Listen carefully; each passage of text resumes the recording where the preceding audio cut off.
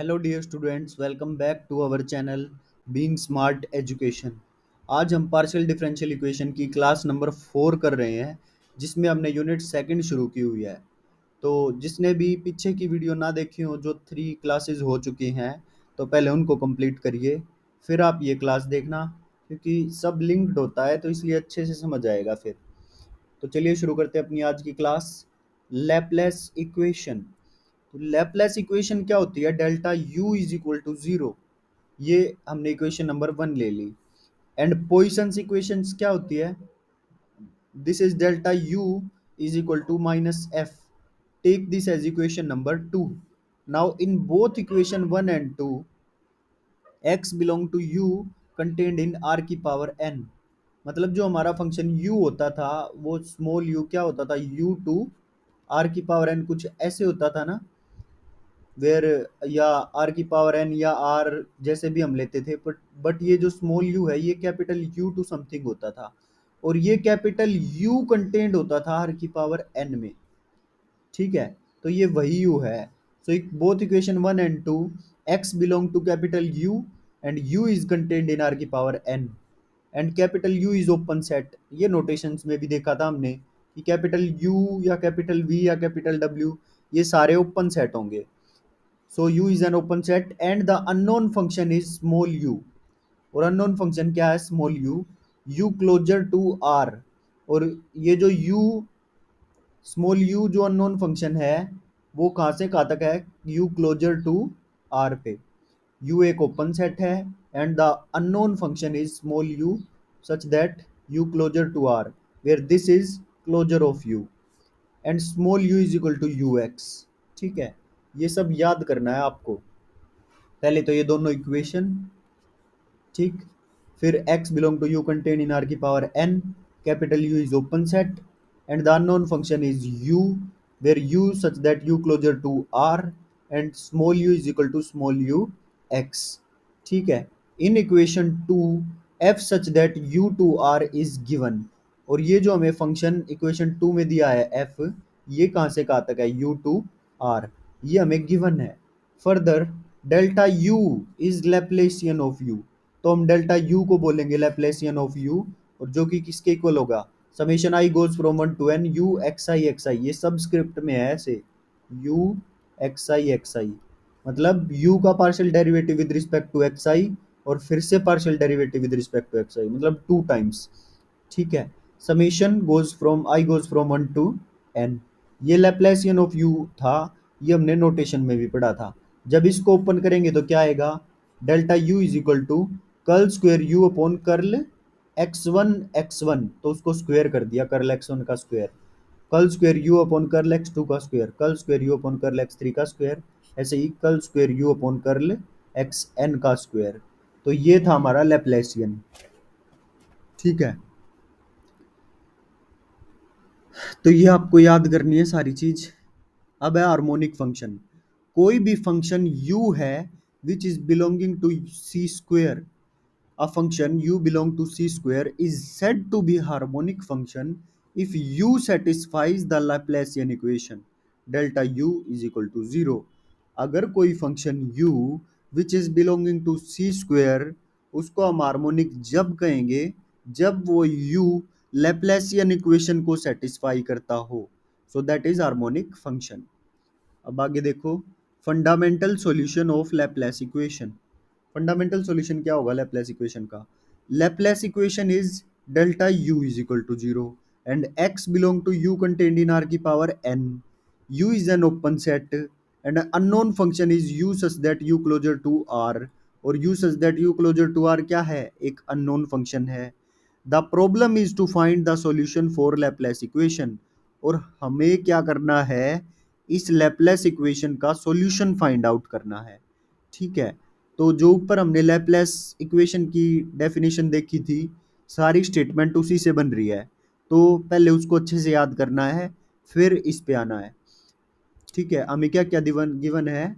Laplace equation क्या है? Delta u is equal to 0, x belong to u contain in r की power n, capital u एक open set है, और unknown function कौन है? Small u such that u closure to r।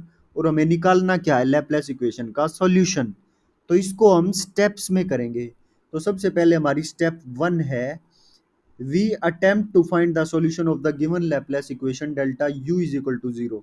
मतलब हम इस इक्वेशन का सॉल्यूशन निकालेंगे। तो इसको इक्वेशन नंबर 1 ले लो, by searching radial solution of the form. और हमने क्या किया, इस इक्वेशन का एक रेडियल सॉल्यूशन मान लिया, किस तरह का, U x is equal to we R type का, small U x is equal to small V R type का।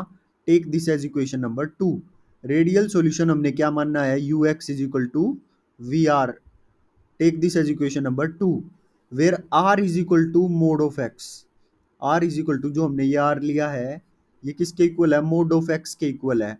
और मोड ऑफ एक्स कैसे निकालते थे, हम नोटेशन में किया था, एक्स हमारा एन टपल है, x1 x2 up to xn, मतलब सभी एलिमेंट्स का स्क्वायर करके उसका रूट कर दो, ये होता है mode of x. So x1 का स्क्वायर प्लस x2 का square dash dash dash up to xn का स्क्वायर की पावर हाफ, ये हो जाएगी इक्वेशन नंबर 3। ये यूज होगा, ये ध्यान से देख लेना। R is equal to mod X है, x1 का स्क्वायर x2 का स्क्वायर प्लस xn का स्क्वायर की power half. Take this as equation number 3। First Laplace equation लिखी है, सेकंड रेडियल सॉल्यूशन मान लिया U x is equal to we R, third R is equal to mod X. Mod X को हम ऐसे खोलते हैं, and V is to be selected if possible so that delta V is equal to 0। और जो हम ये we select कर रहे हैं ना, ये वी किस तरह से सिलेक्ट कर रहे हैं, इस तरह से सिलेक्ट कर रहे हैं such that delta V is equal to 0। Equation number 4 holds. ठीक है, हम इस तरह से सिलेक्ट कर रहे हैं वी को कि delta V is equal to 0 आए।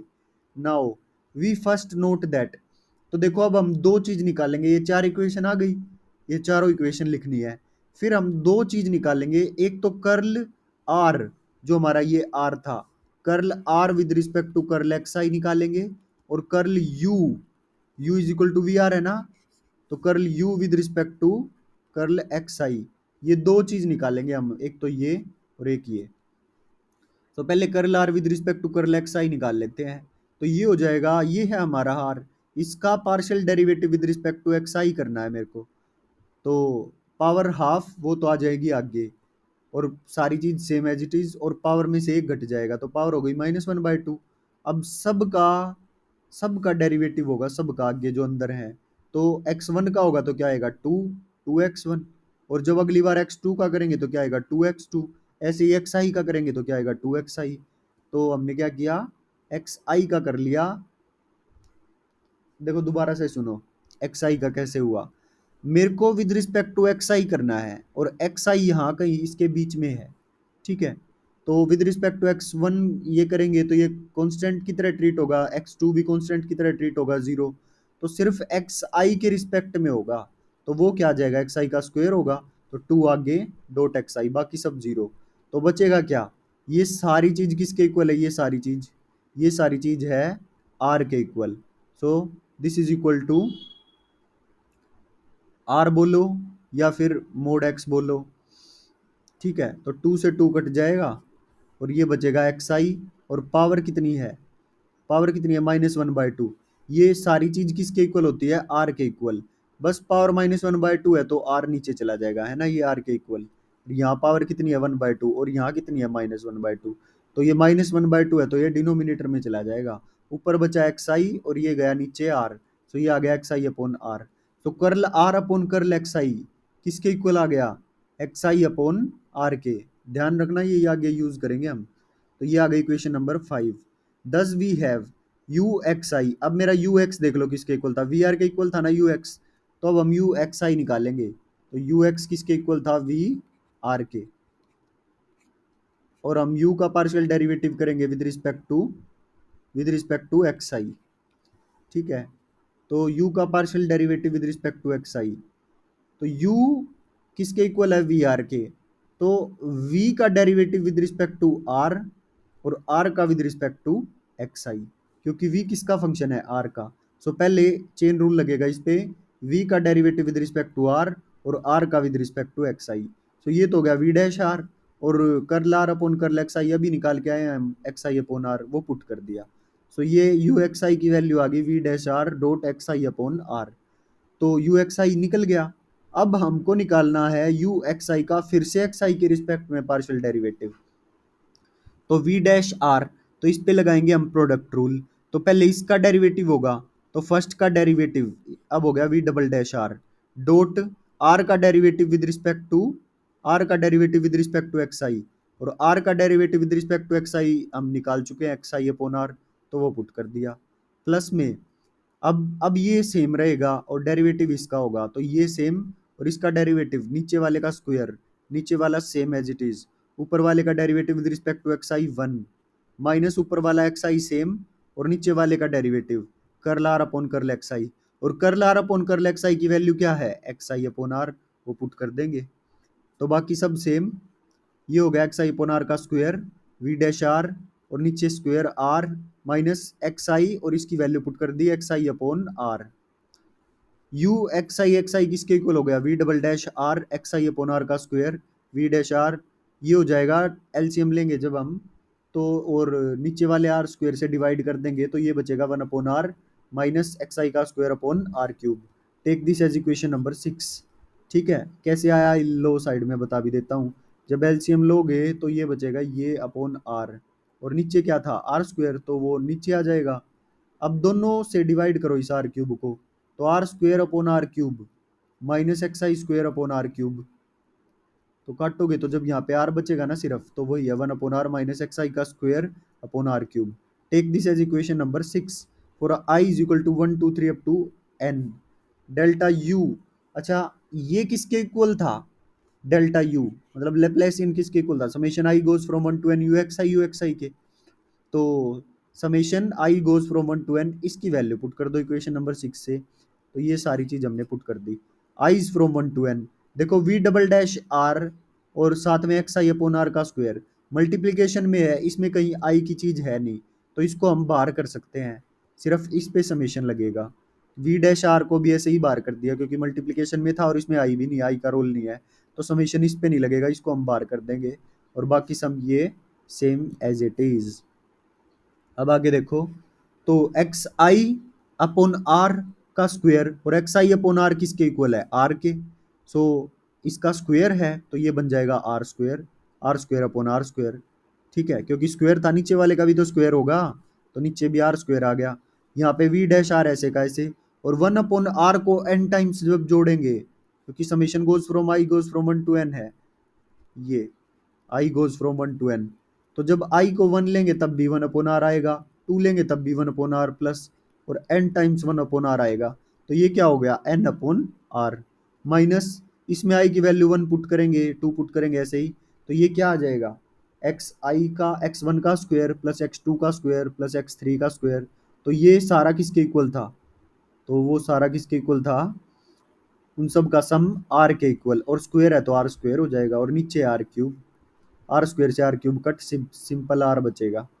तो ये आ गया वी डबल डैश आर, ये इससे गया कट, वी डैश आर लिख दिया मैंने, और ये नीचे बचा n upon r minus one upon r, तो एलसीएम लिया तो क्या आ गया आर डिनोमिनेटर में, ऊपर बचेगा n minus one.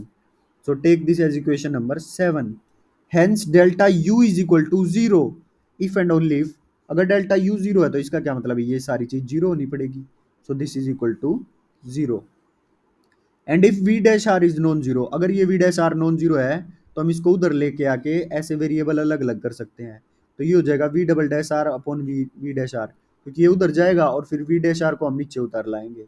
N minus one था तो राइट साइड में जाएगा तो माइनस एन माइनस वन होगा, लेकिन हमने क्या कर दिया साइन चेंज कर दिए, तो ये हो गया one minus n minus one की जगह क्या बन गया one minus n upon r. Now integrating both side we get, so ऊपर डेरिवेटिव है नीचे वाले का ऊपर डेरिवेटिव है, तो ये बन गया log v डैश आर, और ये किसके इक्वल होगा one minus n, log r plus log a। ठीक है, one minus n log r upon log a, ये कर दिया हमने इंटीग्रेट। ठीक है, वन माइनस एन और वन अपॉन आर है तो log r हो गया, और ये log a क्या है constant. Now log v dash r, किसके इक्वल आ गया, अब हमने क्या किया एन माइनस वन कर लिया दोबारा से इसको, वन माइनस एन था ना, इसको एन माइनस वन कर लिया, माइनस वन माइनस को बाहर रखा, तो लोग आर की पावर एन माइनस वन होगी, क्योंकि जो बाहर होता है वो पावर में लेके आ सकते हैं ना हम लोग के, प्लस में log a, तो ये क्या बन गया, ये माइनस में है, ये log a minus log r है, तो ये क्या हो जाएगा log a upon r n minus one, क्योंकि माइनस में डिवाइड में हो जाता है। सो v डैश r किसके इक्वल हो गया, log से log cancel, a upon r की power n minus one for some constant a। Now consequently if r greater than zero we obtain after integrating, तो दोबारा से इंटीग्रेट जब हम करेंगे तो वी आर आ जाएगा। अच्छा, तो दो केस बनेंगे इसमें, एक बार जब n is equal to two होगा तो a अपॉन आर आ जाएगा और उसका इंटीग्रेशन क्या होगा, a log r प्लस में कॉन्स्टेंट c। और जब n greater than equal to three होगा तो क्या होएगा, एक पावर और घट जाएगी, क्योंकि हम इंटीग्रेशन कर रहे हैं ना, तो देखो कैसे हो जाएगा, a तो ऐसे का ऐसे, r की पावर, r की power minus n minus one, ठीक है। तो इसमें इंटीग्रेशन करेंगे तो क्या हो जाएगा, प्लस वन होती है पावर, ठीक, तो प्लस वन हो जाएगी पावर, तो ये हो जाएगा minus n minus n minus n plus two. देखो कंफ्यूज होने की जरूरत नहीं है, सिंपली इसका इंटीग्रेट किया हुआ है। अगर n को मैं क्या ले लूं, n को मैं थ्री ले लूं, तो ये क्या बन जाएगा, a अपॉन r की power three minus two, three minus two कितना हो जाएगा, वन, ठीक है। और जब मैंने n is equal to two लिया था तो टू माइनस वन, तो एक मिनट मैं दोबारा समझाता हूँ, वन सेकेंड।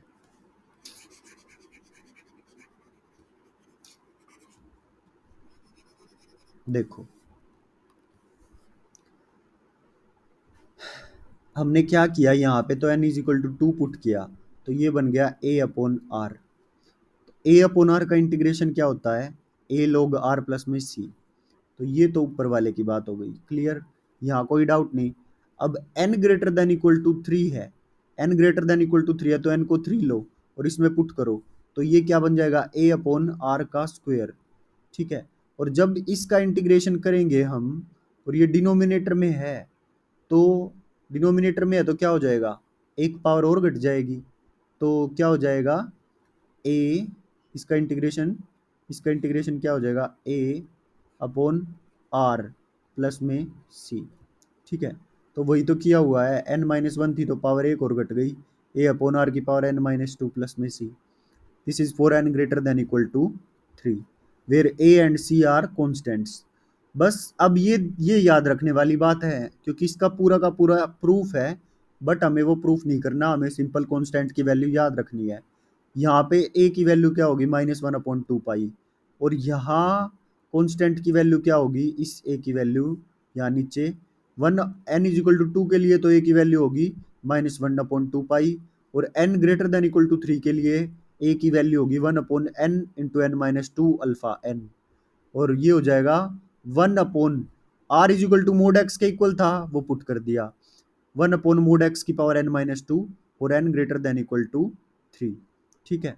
यहाँ पे प्लस सी भी कर सकते हो आप। For x belong to r की power n, x is non zero, alpha n हम क्या पढ़ के आए थे, volume of unit ball in are की पावर एन, ठीक है। एक्स बिलोंग टू आर की power n, x is non zero and alpha n is volume of unit ball in are की power n, then phi x is solution of given Laplace equation one and is called fundamental solution of Laplace equation. तो जो ये phi x आया है हमारा, तो ये क्या होगा, सॉल्यूशन होगा of the given Laplace equation one, and this is called fundamental solution of Laplace equation. Last में हमने क्या लिखना है कि जो हमारा x है वो बिलोंग टू आर की पावर n है और नॉन जीरो है, और अल्फा n जो हमने लिखा वो वॉल्यूम ऑफ यूनिट बोल है इन आर की पावर n। तो जो ये फाई एक्स आया है, ये फाई एक्स होगा solution given Laplace equation one का, and is called fundamental solution of Laplace equation, clear. तो सब समराइज करने की जरूरत है, चलो कर देता हूँ आपके लिए, फिर याद करने में आसानी होगी।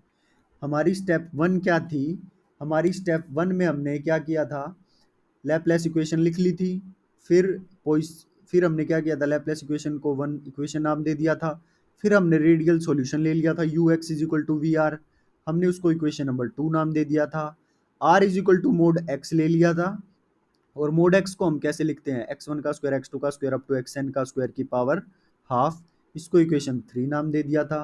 फोर्थ इक्वेशन क्या थी, हमने v को इस तरह से सिलेक्ट किया था कि delta v is equal to 0 आए। सो इक्वेशन नंबर 4 इसको नाम दिया। फिर हमने क्या किया, curl are upon curl x i निकाला, एक्स आई अपॉन आर के इक्वल आ गया। फिर हमने यू एक्स आई निकाला जो कि v dash r upon x आई अपॉन आर के इक्वल आया। फिर हमने यू एक्स आई आ गया था, फिर यू एक्स आई का फिर से यू एक्स आई के रिस्पेक्ट में किया। सो यू एक्स आई हो गया वो। फिर उसका सॉल्यूशन ये आ गया, इक्वेशन नंबर 6 आ गई थी हमारे पास सोल्व करके। Curl are upon curl x i की वैल्यू भी पुट की थी यहाँ पे, यहाँ पुट की थी, ठीक है, जो कि एक्स आई अपॉन आर थी।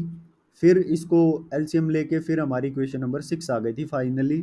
Now for i is equal to 1 to 3 up to n, हमने डेल्टा यू की वैल्यू ये थी, तो हमने इसमें summation i goes from 1 to n लगा दिया इसमें, तो ये आ गया था ये। फिर हमने सोल्व किया और समेशन को जिस पे लगाना था उस पे लगाया, तो फिर हमारी वैल्यूज निकल के आ गई।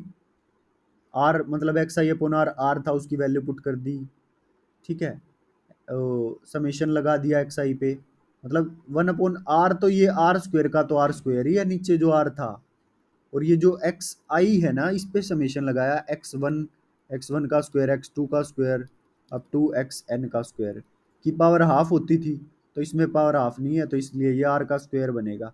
आर स्क्वायर से आर स्क्वायर कट गया था, वी डैश आर ये आ गया था।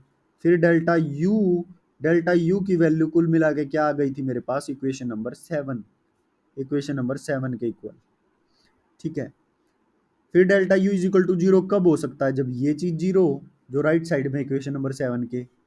और हमने क्या ले लिया था, v dash r is equal to 0 अलग अलग कर दिया, इंटीग्रेट कर दिए, इंटीग्रेट करके हमारे पास वैल्यू आ गई थी ये।